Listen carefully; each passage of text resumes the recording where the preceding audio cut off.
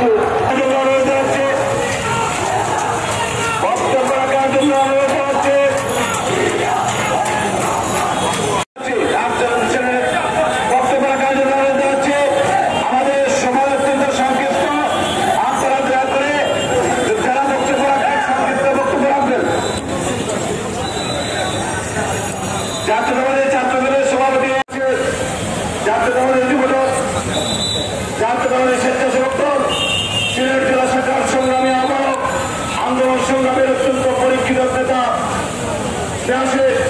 আব্দুল হাক বক্তব্য রাখার জন্য সভাপতি, সিলেট মহানগর বিএনপির ভারপ্রাপ্ত সভাপতি, বিএনপি জাতীয় নির্বাহী কমিটির সিলেট বিভাগীয় সহ সাংগঠনিক সম্পাদক, বিএনপি চেয়ারপারসনের সম্মানিত উপদেষ্টা, সিলেট এক আসনে লেখালেখি করলে মামলা হামলা ভয় দেখেছে।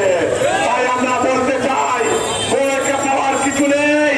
জাতীয়তাবাদী পরিবার এই দেশের মানুষের পাশে আছে, এদের বিরুদ্ধে প্রতিরোধ করে তুলুন।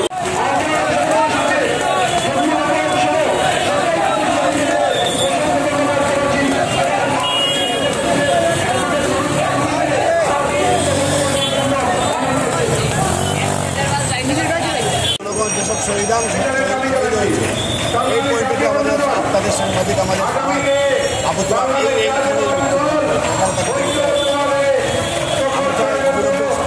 আবুতুল্লাহের নামে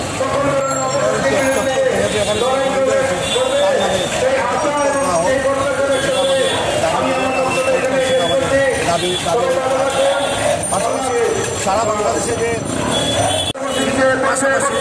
বিশেষ ট্রাইব্যুনালের এইসব বিদেশ থেকে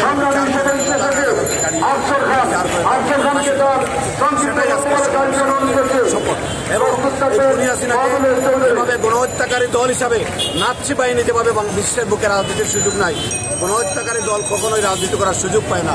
আমরাও তাদের রাজনীতি নিষিদ্ধ করার দাবি জানাচ্ছি। আপনাকে ধন্যবাদ।